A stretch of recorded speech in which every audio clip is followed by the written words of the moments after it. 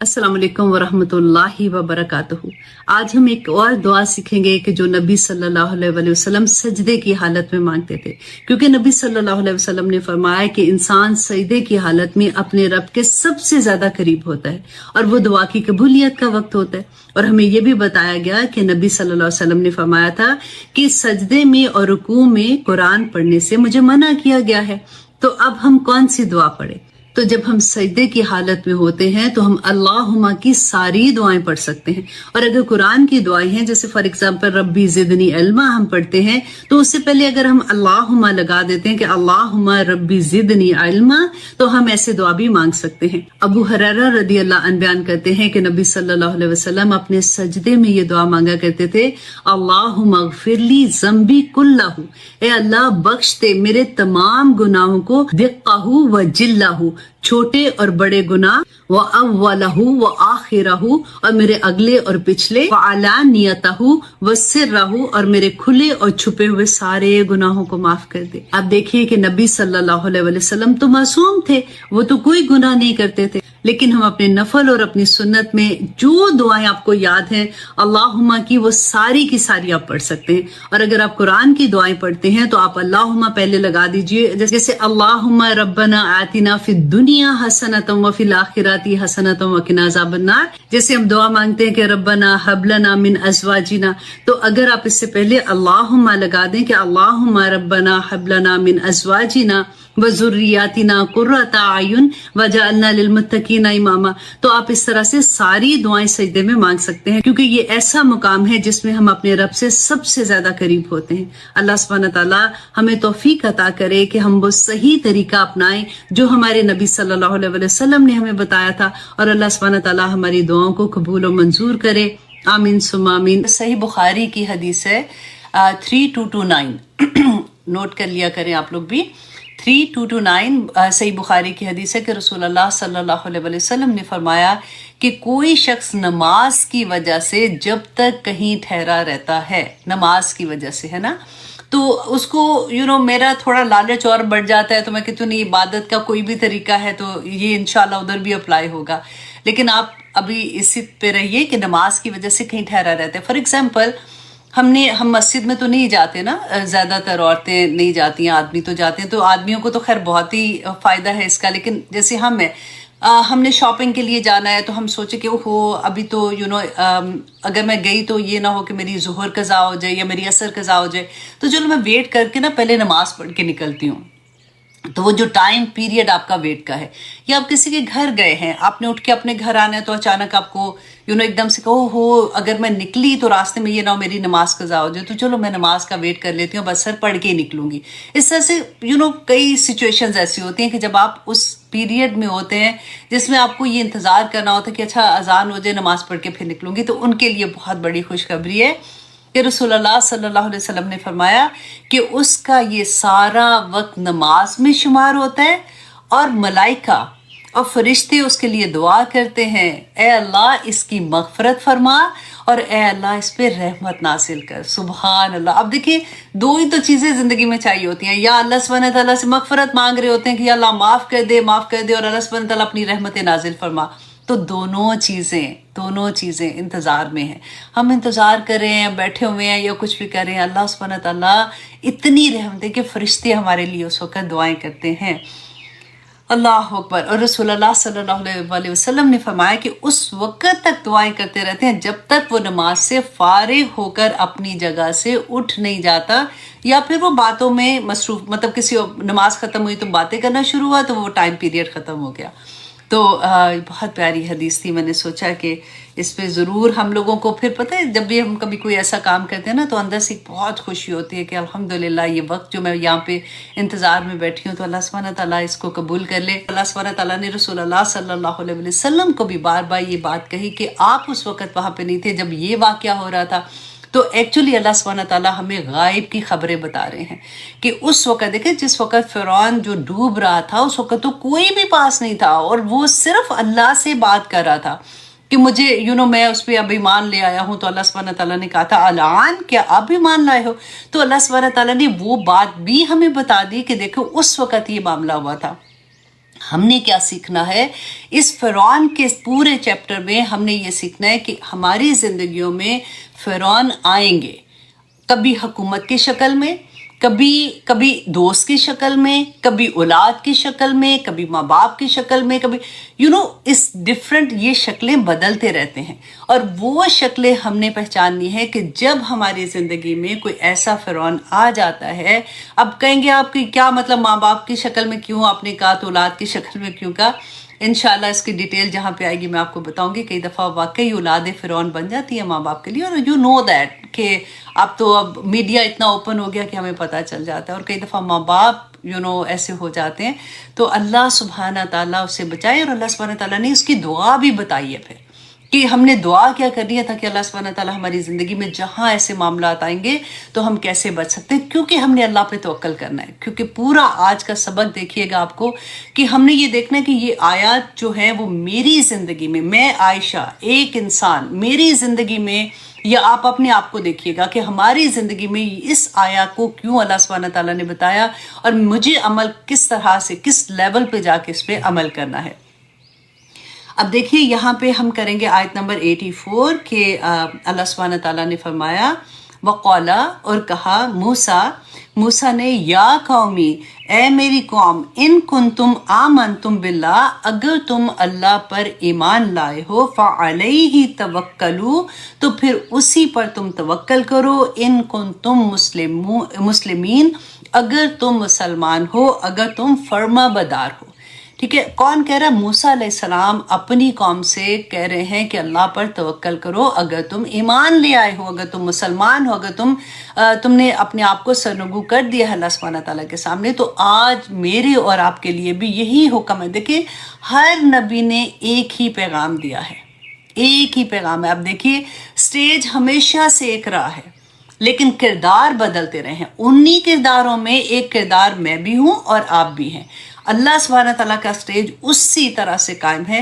ہم نے یہ دیکھنا ہے کہ میں جو کردار ادا کر رہی ہوں وہ مجھے کیسا کردار ادا کرنا ہے. جیسے مجھے جو ملا ہے کرنے کے لیے، تو مجھے 7 اگزامپل دی گئی ہیں کہ دیکھو جب تم ایکٹ کرو گی نا تو تم نے یہ دیکھنا یہ پہلے لوگوں نے بھی ایسے کرنا تھا، لیکن ان کا ایکٹ ایسے ہو گیا تھا تو وہ ناکام ہو گئے تھے، تو تم نے ایسے نہیں کرنا. یہی چیز آج ہم دیکھیں گے کہ دیکھیں اللہ سبحانہ تعالیٰ، وہ نبیوں نے سب نے یہ بات کہی تھی نا، تو رسول اللہ صلی اللہ علیہ وسلم نے بھی اپنی امت کو یہی بات سمجھائی تھی. حضرت ابراہیم علیہ السلام کا واقعہ یاد ہے نا؟ آگ کا کیا کام تھا؟ آگ کا کام جلانا تھا، رائٹ؟ لیکن آگ نے کیا کیا تھا؟ اللہ سبحانہ تعالیٰ نے اس کو حکم دیا کونو بردن و سلاما، کہ ٹھنڈی ہو جاؤ، سلامتی والی ہو جا. اور حضرت ابراہیم علیہ السلام کو جب نمرود نے آگ میں پھینکنے کا بندوبست کیا تھا تو کیا انہوں نے کہا تھا؟ حسبی اللہ، کہ میرے لیے اللہ ہی کافی ہے، و نعم الوکیل، اور بہت اچھا وکیل ہے، بہت اچھا سازگار ہے. تو اللہ سبحانہ تعالیٰ نے ان کو کیا بچایا نہیں تھا؟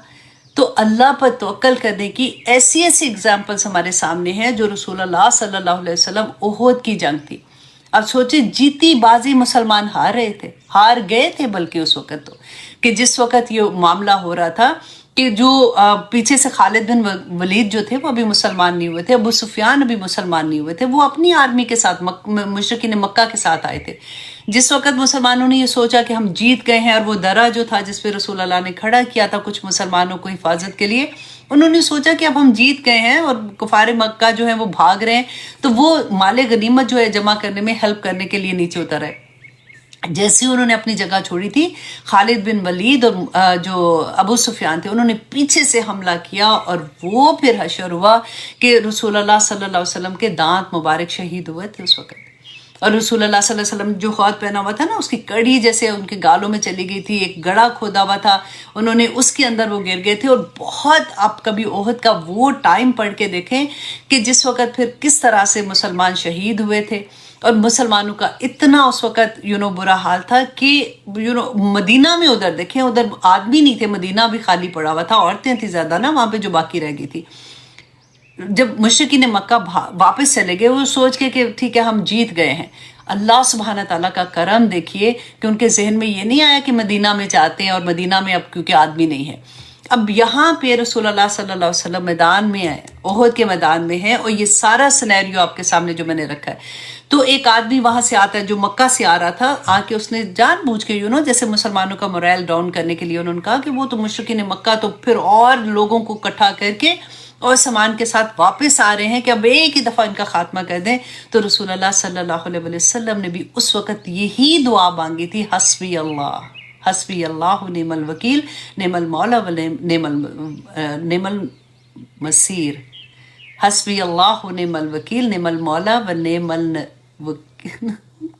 روز پڑھتی ہوں، ہر نماز سے پڑھتی ہوں، لیکن ہوتا ہے کہ کئی دفعہ زبان پہ وہ نہیں چڑھ پاتا. چلیے اب آپ لوگوں کو، اور یہ سب کو ہی آتا ہے، حسبی اللہ نعم الوکیل، اعوذ باللہ من الشیطان الرجیم، حسبی اللہ نعم الوکیل نعم المولا و نعم النصیر. آ گیا الحمدللہ. دیکھیں اعوذ باللہ پڑھے نا، اللہ سبحانہ تعالیٰ ہمیشہ اپنی پروٹیکشن میں لے لیتے ہیں. تو اچھا جی، رسول اللہ صلی اللہ علیہ وسلم نے بھی یہی دعا پڑھی تھی، ٹھیک ہے. اور اب آپ کو کیا کرنا ہے، کبھی زندگی میں کوئی ایسا مسئلہ ہوتا ہے جس میں آپ کو لگتا ہے کہ میرے اوپر تو اتنا بڑا فتنہ یہ کریٹ ہو رہا ہے، یا میں کیسے اپنے آپ کو اس سے بچا سکتی ہوں، یا آپ کا دل تھوڑا سا ایسا ہو جاتا ہے کہ ڈر جاتا ہے نا، تو آپ نے یہی دعا پڑھنی ہے، حسبی اللہ حسبی اللہ.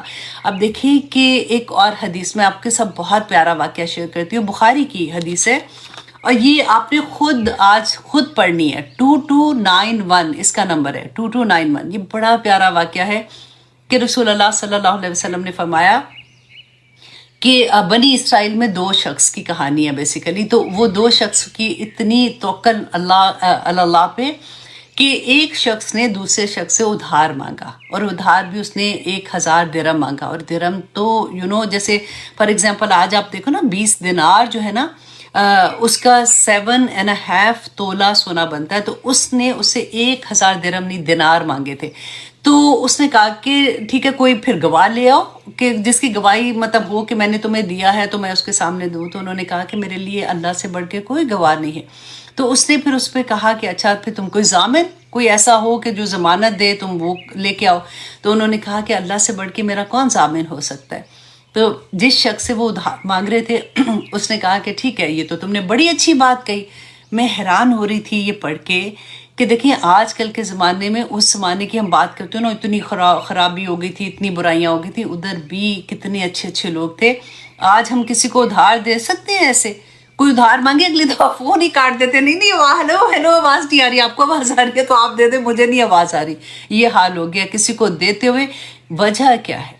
کیونکہ ہوتا بھی یہی ہے نا کہ جس کو آپ ادھار دے دے، جب آپ نے انہوں نے وقت پہ دینا کوئی نہیں ہے، اللہ ماشاء اللہ کچھ لوگ الحمدللہ بھی ایسے ہیں، لیکن جب آپ نے اسے مانگنا ہے تو وہاں پہ پھر لڑائی ہو جانی ہے. تو لوگ اکثر پھر کیا کہتے ہیں کہ پہلے ہی نہ دو، شروع میں لڑائی ہو جائے، کم از کم تمہارے پیسے بچ جائیں گے. لیکن ایسا نہیں، یہ میں آپ کو صرف واقعی بتا رہی ہوں. اچھا جی، اب یہاں پہ کیا تھا کہ انہوں نے جب کہا کہ اللہ ضامن ہے تو اس نے کہا یہ تو بڑی اچھی بات ہے، اس نے اس کو ادھار دے دیا. اب جیسے ہی وہ دوسرا بندے نے ادھار لیا اور پھر اپنے کام سے جس وجہ سے اس نے جانا تھا وہ سمندر پار وہ چلا گیا. جیسے اس کو واپس دینے کی ڈیٹ آئی اس کی، تو اس کو اللہ سبحانہ تعالیٰ نے بڑی برکت بھی دی اس کے کام میں. تو اس کو یہ یاد تھا کہ اس نے واپس ادھار دینا ہے. وہ جیسے ہی واپسی کے لیے آیا، سمندر کے پاس آیا، تو اس کو کوئی جہاز نہیں، بحری جہاز نہیں ملا، اس کو کوئی کشتی نہیں ملی کہ میں پار کر کے واپس جا کے تو اس کو اپنا ادھار دوں. بیٹھا انتظار کرا. تو کافی دیر ہو گئی. تو اس نے سوچا کہ اب میں کیا کروں. اس کو سائڈ پہ ایک لکڑی ملی. اس نے لکڑی کو کھود کے نا، جیسے اس کے اندر وہ سوراخ سا کرتے ہیں، وہ کیا، اور اس کے اندر اس نے وہ دینار جو اس نے لیے تھے نا، وہ اس نے 1000 دینار وہ اس نے اس لکڑی کے اندر ڈالے، اور ساتھ لکھ کے ایک جیسے ایک خط سا ہوتا ہے وہ ڈال دیا، اور اس لکڑی کو بند کر کے تو دریا کے پانی میں ڈال دیا کہ اللہ تجھے میں نے ضامن بنایا تھا، اب میں نے اپنے وعدے کے مطابق آ گیا ہوں، تو میری یہ امانت جو ہے اس تک پہنچا دے. اچھا، اب پانی میں تو بہا دیا، لیکن پھر بھی آپ سوچیں کہ وہ جیسی لکڑی اس کو نظر آتی رہی، وہ وہاں بیٹھا رہا. اس کے بعد لکڑی نظر آنی بند ہو گئی، وہ اٹھ کے چلا گیا. لیکن اس کے دل میں یہ تھا کہ پتہ نہیں اب کیا ہے، میں نے اس کو ادھار تو دینا ہے. اور وہ مسلسل کوشش کرتا رہا کہ مجھے مطلب کوئی کشتی مل جائے یا کچھ ہے تو میں جا کے اس کو وہ پیسے ایکچولی دے کے آؤں. اب دوسری طرف کیا تھا کہ اس بندے کو پتا تھا کہ آج کے دن اس نے ادھار دینا ہے. اب وہ بھی سمندر کے دوسرے کنارے آ کے انتظار کر رہے، کیونکہ اس کو یقین تھا کہ وہ بندہ آئے گا، مطلب وہ اتنا بڑا ضامن بنا کے گیا ہے. اب انتظار کر رہے اور وہ کوئی بھی نہیں، نہ اس کو دور سے کوئی کشتی نظر آئی، نہ بحری جہاز نظر آیا، نہ کچھ نہ کچھ. تو اب وہ گھر جانے لگا یہ سوچ کے کہ اب وہ تو نہیں آیا. تو جیسے وہ جانے لگا راستے اس کو نا سائڈ پہ کنارے پہ ہی ایک لکڑی کا اس کو نظر آئی. تو اس نے سوچا چلو میں یہ ساتھ لے جاتا ہوں، میں نے آگ جلانی ہے رات کو، تو آگ جلانے کے لیے یہ کام آئے گی. گھر گیا لکڑی لے کے نا، تو اس نے اس کو کاٹنے کے لیے جیسے لکڑی کے پیسز کرتے ہیں نا آگ میں ڈالنے کے لیے، وہ کرنے لگا. تو اندر سے اس کو دینار مطلب وہ باہر کی طرف گرے. تو جیسے وہ گرے نا تو وہ حیران ہوا کہ یہ کیا ہے. تو ایک اس کو وہ خط ملا جس میں اس نے یہ لکھا ہوا تھا. اچھا اب اس نے خیر وہ دینار رکھ لیے. دوسری طرف وہ بندے کو جیسے ہی سواری ملی تو وہ بیٹھا اور وہ وہاں تک پہنچا اور اس کے پاس آیا. تو اس نے کہا جی یہ تمہارے وہ پیسے ہیں جو تم نے مجھے دیے تھے.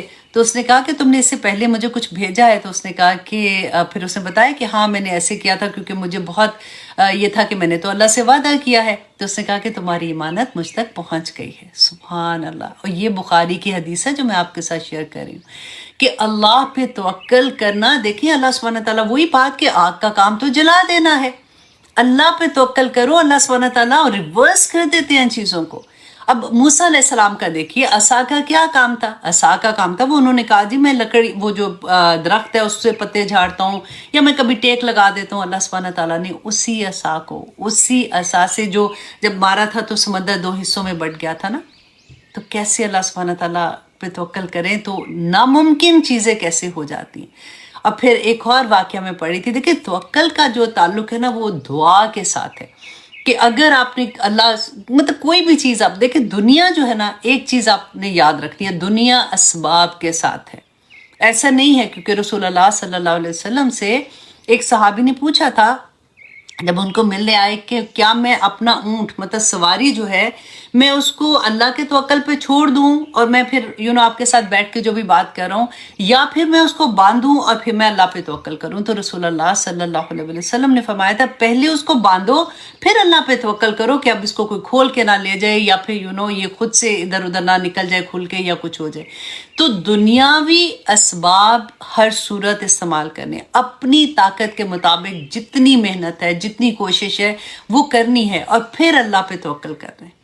دعائی بچے کو دینی ہے، دعائی خود بھی کھانی ہے، لیکن یہ دیکھنا ہے کہ اللہ پہ توکل کہ یا پاک پروردگار اس میں شفا تو نے ڈالنی ہے. دعائیاں تو ہر کوئی کھاتا ہے، ہر ایک تو نہیں ٹھیک ہو جاتا. تو شفا دینا اللہ کی ذات کے ساتھ ہے. تو یہ اگر دیکھیں جتنا اسٹرانگ ایمان ہوگا نا اتنا ہی اسٹرانگ توکل ہوگا. جب انسان اللہ پہ توکل کرتا ہے تو پھر دعا کا سہارا لیتا ہے. جس انسان میں توکل ہوگا وہ کبھی ڈپریشن میں نہیں جائے گا، وہ کبھی سیڈ نہیں ہوگا، وہ کبھی ان پریشانیوں میں مبتلا نہیں ہوگا، اور وہ کوشش یہ کرے گا کہ ٹھیک ہے میرے ساتھ یہ سچویشن ہے، میں نے اپنے اللہ پہ توکل کیا، اپنی کوشش سے میں نے یہ سارا کچھ کر لیا ہے، اب اللہ پہ توکل کرتی ہوں کہ اللہ سبحانہ تعالیٰ مجھے اس مشکل سے نکال دیں گے. اب دعا کی وجہ سے نا میں آپ کو ایک اور بڑی پیاری بات سناتی ہوں کہ ایک واقعہ میں پڑھی تھی ڈاکٹر ایان کا. سعودیہ میں وہ ڈاکٹر تھے and he was a neuro surgeon actually. تو ان کا واقعہ میں نے پڑھا دعائیں کیسے کام آتی ہیں اور اللہ پہ توکل کیسے کام آتا ہے. کہتے کہ وہ ان کا ایک وہاں تھا یورپ میں کہیں پہ ان کا آپریشن کا ڈیٹ تھی، جو ساری جیسے ہوتا ہے نا ٹیم مل کے انہوں نے ڈیٹ رکھا ہوتا ہے، کوئی ایکسپیریمنٹ بھی کر رہے ہوتے ہیں، نئی نئی چیزیں ہوتی ہیں کہ کیسے وہ کامیاب ہوتی ہیں یہ چیزیں. تو ان کی ڈیٹ تھی یورپ میں اور وہ سعودیہ سے یورپ کی طرف جا رہے تھے. تو راستے میں کہتے ہیں جہاز میں نا اتنا ویدر خراب ہوا کہ جہاز کو کسی ایک دوسرے ایئرپورٹ پہ اترنا پڑا. تو جیسے ہی وہ جہاز اترا تو کہتے ہیں انہوں نے جو وہاں کا عملہ تھا ان سے بات کی. انہوں نے کہا کہ مجھے تو ہر صورت پہنچنا ہے، آج میرا تو وہاں پہ پہنچنا ضروری ہے کیونکہ میں نے ڈیٹ ہے وہاں پہ آپریشن کی اور یہ وہ مجھے جانا ہے. انہوں نے یہ کہا کہ اچھا اگر اتنی ایمرجنسی ہے تو آپ یوں کریں کہ آپ یہاں سے گاڑی کرائے پہ لے لیں، اور یہاں کیونکہ وہ اتنی دور نہیں ہے، مطلب آپ گاڑی میں بیٹھ کے بھی آپ کا 3-4 گھنٹے جو بھی آپ کا سفر ہوگا لیکن آپ وہاں پہ پہنچ جائیں گے کیونکہ جہاز تو ابھی نہیں جا سکتا. تو کہتے ہیں ہم نے کہا کہ اب کوئی چوائس نہیں ہے، تو اپنی جو بھی ان کے ساتھ 2-3 لوگ تھے ان کو لیا اور گاڑی کرائے پہ کروائی اور وہاں سے وہ نکل گئے. کہتے ہیں راستے میں موسم اتنا زیادہ خراب ہو گیا کہ مجبوراً ہمیں ایک جگہ پہ رکنا پڑا، ایک گھر کے آگے رکنا پڑا، گاڑی کو روکا تو کہتے ہیں ہم نے سوچا کہ چلے ٹرائی کرتے ہیں کہ اس گھر میں کوئی ایسا ہے جو ہمیں تھوڑے دیر کے لیے رہنے کے لیے جگہ دے دے، تاکہ ہم جب تک طوفان نہیں تھمتا تب تک ہم رک جائیں۔ تو کہتے کہ ہم نے بیل بجائی تو ایک بوڑھی عورت باہر آئی، تو ہم نے اس کو بتایا اپنا حال سارا کہ اس طرح سے ہے، تو اس نے کہا کہ ٹھیک ہے تم اندر آ جاؤ۔ کہتے ہیں جیسے ہی ہم اندر گئے تو ہم نے دیکھا کہ وہ بوڑھی عورت کے پاس ایک بچہ ہے، اور وہ بار بار پٹی گرم کر کے پٹی پانی میں ٹھنڈی کر کے نا اس کے ماتھے پہ لگاتی جا رہی ہیں۔ کہتے میں نے پوچھا اس سے، میں نے کہا کہ کیا ہوا ہے اس بچے کو؟ تو اس نے کہا کہ اس کو کوئی دماغ کا مسئلہ ہے، تو میں بوڑھی ہوں، میں اس کی دادی ہوں، یہ بچہ کے ماں باپ فوت ہو چکے ہیں، وہ نہیں ہے، میں اس کی ٹیک کیئر کرتی ہوں، تو میں نے اس کو بہت سے ڈاکٹرز کو دکھایا ہے۔ اب سارے ڈاکٹرز یہ کہتے ہیں کہ ایک بہت قابل ڈاکٹر ہے، وہ نیورو سرجن ہے، اس کے پاس تم اگر اپوائنٹمنٹ مل جائے تو وہ اس کا علاج کر سکتا ہے، کیونکہ ہی از دا ٹاپ نوچ ڈاکٹر۔ تو لیکن میری تو اتنی حیثیت نہیں ہے، میرے اتنے وسائل بھی نہیں ہے کہ میں اس ڈاکٹر تک پہنچ جاؤں۔ تو انہوں نے پوچھا کہ آپ مجھے بتائیے، میں ڈاکٹر ہوں، میں ہو سکتا ہے میں جانتا ہوں میں آپ کی کوئی ہیلپ کر دوں، میں اس تک آپ کو کروا دوں، کیونکہ ان کو یہ پتا تھا کہ انہوں نے تو گھر میں جگہ بھی دی ہے، شی از اے ویری نائس لیڈی۔ تو اس نے کہا کہ وہ ڈاکٹر ایان ہیں، اور ڈاکٹر ایان کہتے ہیں کہ میں رونا شروع ہو گیا، کہ میں نے کہا اللہ اکبر، اللہ سبحانہ تعالیٰ کسی کی دعا کو کیسے سنتے ہیں کہ اللہ اپنی فوجوں کو لگا دیتے ہیں، کہ آندھی آ گئی، طوفان آ گیا، جہاز رک گیا، گاڑی بھی رک گئی، ادھر پہنچ کے پھر انہوں نے اس بچے کا علاج کیا۔ اور وہ ایک سٹوری تھی جو میں آپ کو بتانا چاہ رہی تھی۔ دیکھیں اللہ پہ توکل کرے نا تو اللہ سبحانہ تعالیٰ پوری کائنات کو دوسری طرف سے چلانا شروع کر دیتے ہیں۔ اللہ اکبر۔ رسول اللہ صلی اللہ علیہ وسلم نے فرمایا تھا کہ اگر تم اللہ پر توکل کرو جیسا کہ توکل کرنے کا حق ہے، تو تمہیں اس طرح سے رزق ملے گا کہ جیسے کہ پرندوں کو ملتا ہے کہ وہ صبح بھوکے نکلتے ہیں اور شام کو اسودہ ہو کر واپس آتے ہیں۔ اور ایک اور حدیث تھی سنن ابو داود کی کہ رسول اللہ صلی اللہ علیہ وسلم نے 3 مرتبہ کہا بدشگونی سے بچو، بدشگونی سے بچو، اور پھر اس کے بعد فرمایا کہ ہم میں سے ہر ایک کوئی نہ کوئی کسی نہ کسی وہم میں مبتلا ہو ہی جاتا ہے، مگر اللہ سبحانہ تعالیٰ اسے توکل کی برکت سے اس کو زائل کر دیتا ہے، مطلب اس کے گناہ کو زائل کر دیتا ہے۔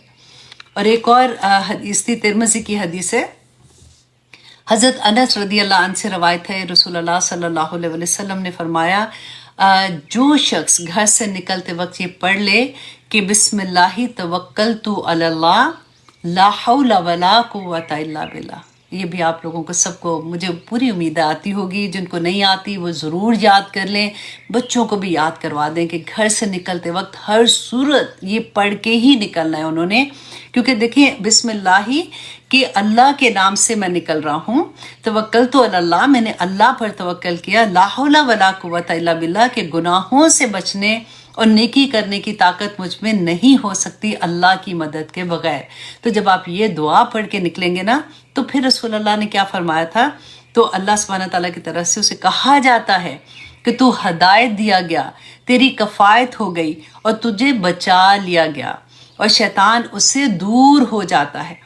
اور ابو داؤد کے یہ الفاظ اس میں مزید یہ آتے ہیں، کیونکہ یہ جامع ترمذی کی میں آپ کو بتا رہی ہوں نا حدیث، تو ابو داؤد میں یہی حدیث میں تھوڑے سے ایڈ الفاظ ہیں، وہ یہ ہے کہ شیطان دوسرے شیطان سے کہتا ہے کہ تیرا اس آدمی پر کیسے بس چل سکتا ہے جسے ہدایت سے نوازا گیا، وہ کفایت کر دیا گیا اور اسے بچا لیا گیا۔ الحمدللہ۔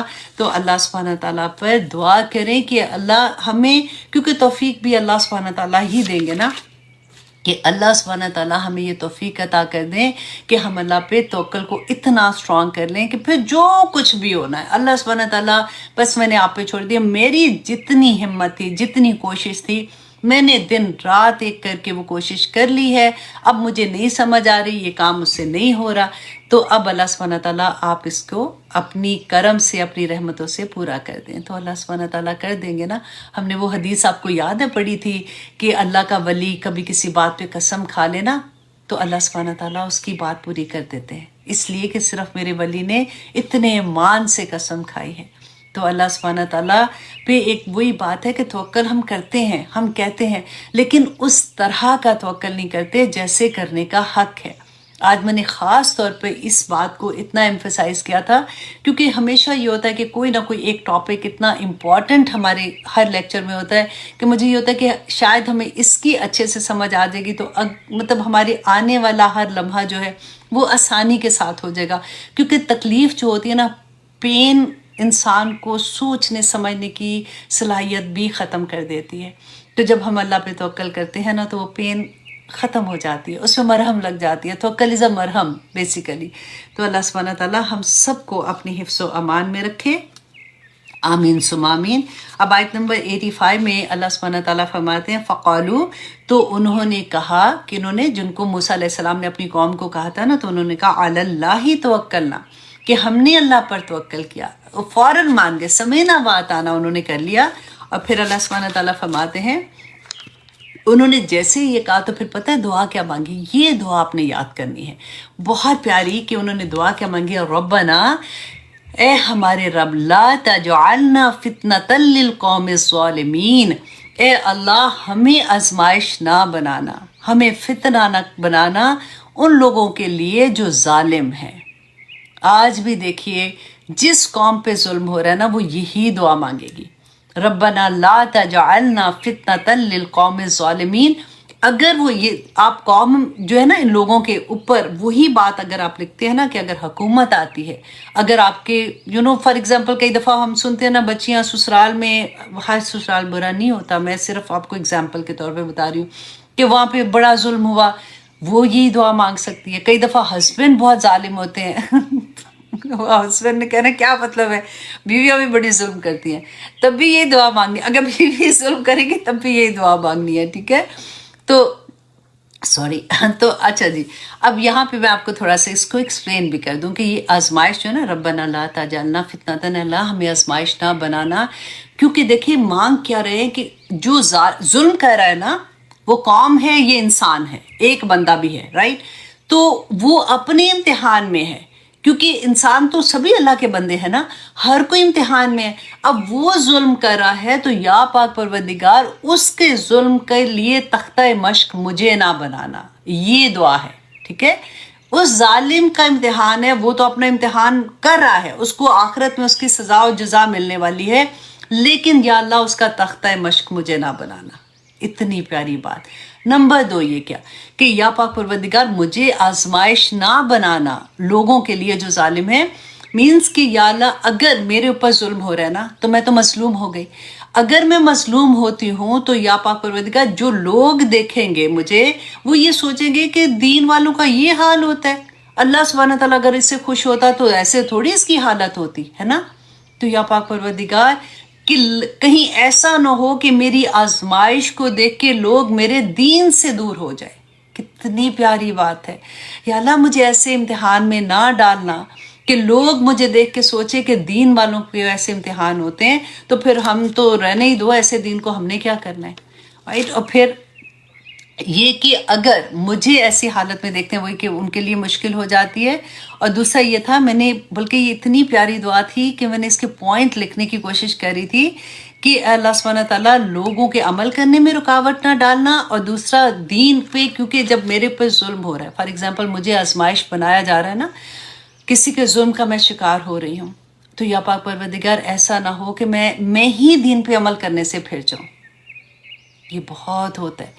اب دیکھیے آپ نے اکثر سنا ہوگا نا کہ فلاں جگہ تو اتنا مشکل ہے کہ حجاب لینے والوں کے ساتھ ایسے ہو رہا ہے، تو نہیں میں تو اس لیے اتار دیا تھا۔ کئی جگہوں پہ آپ پڑھتے ہیں، آپ سنتے ہیں کسی کنٹری میں ایسے ہوتا ہے کہ وہاں پہ بین کر دیا گیا، یا پھر آپ نماز پڑھنے پہ آپ دیکھیں کہ پابندی ہو جاتی ہے کہ سریعام ایسے نہیں کر سکتے ہیں۔ لیکن میں اکثر یہ سوچتی ہوں کہ الحمدللہ ہمارے پاکستان میں تو ایسی کوئی پابندی نہیں ہے نا۔ آپ کبھی ان لوگوں کو دیکھیے جن ملکوں میں وہ رہتے ہیں اور ان پہ پابندیاں ہیں اور ان پہ ظلم اس لیے کئی دفعہ مار دیے جاتے ہیں اس لیے کہ وہ مسلمان ہیں، پھر بھی وہ اپنے دین پہ جمے ہوئے ہیں۔